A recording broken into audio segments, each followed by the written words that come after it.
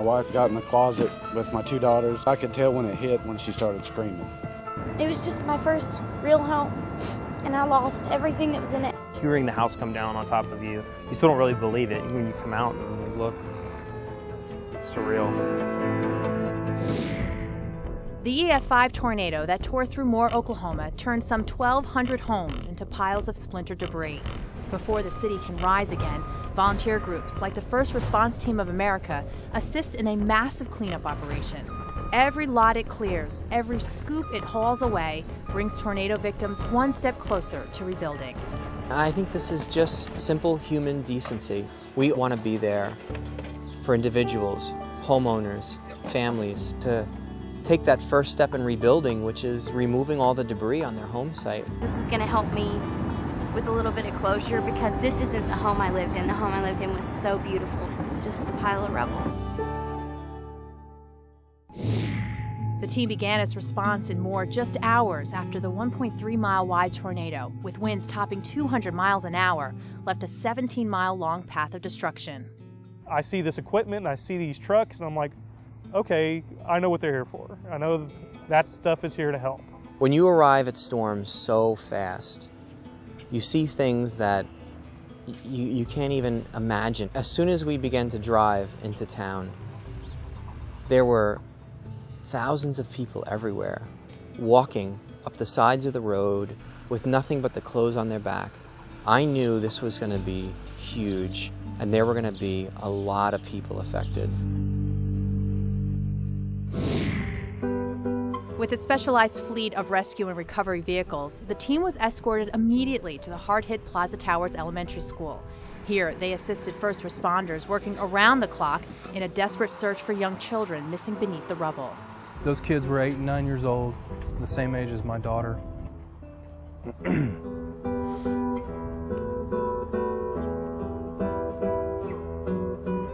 Our engines are equipped with airbags, hydraulic tools that are primarily used for car wrecks, but nothing like a school with heavy brick walls and steel girders that are, 50, 60 feet long. The fortunate thing for us was that Tad showed up with his equipment and his people that knew how to run it and were able to help us. It's so hard to work on a pile of rubble, to see things that remind you that children are here. I couldn't help but be saddened by the thought of all these children experiencing such a traumatic situation. As darkness fell on Moore, search and rescue missions expanded into the city's decimated neighborhoods. The team put its infrared camera and night vision glasses to use in the hope of finding survivors who were still unaccounted for.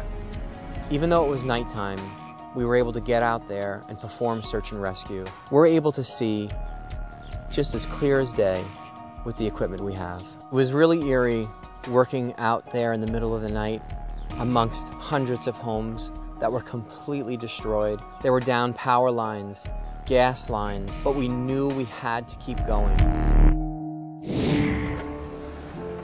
The following day, man and heavy machinery aided Moore's residents as they returned home to inspect the devastation. Team members sifted through piles of rubble with homeowners looking for their most precious possessions. We can go through it and get the important stuff, memories and pictures that to anybody else don't mean anything, but to our family it means a lot. This is what we've been looking for. This is joy. But homeowners who had lost everything to the tornado needed far more than mementos to start their recovery. With that in mind, the first response team led a fleet of Ram truck owners to deliver much-needed supplies to victims. Until it actually happens to you, you don't understand what the little things mean. It just takes everything out of you, when you look and see and your house is gone. The first response team's stay in Moore will last until the cleanup is complete and homes start to be rebuilt. Even though Moore had been hit by 3 major tornadoes in less than 15 years, for this community it seems there truly is no place like home. This isn't going to stop them. They're ready to start the rebuild process. They're tired of looking at this, they're tired of smelling this, and they just rather get on with their life. Glad that I live in Oklahoma. Glad that I am an Oklahoman.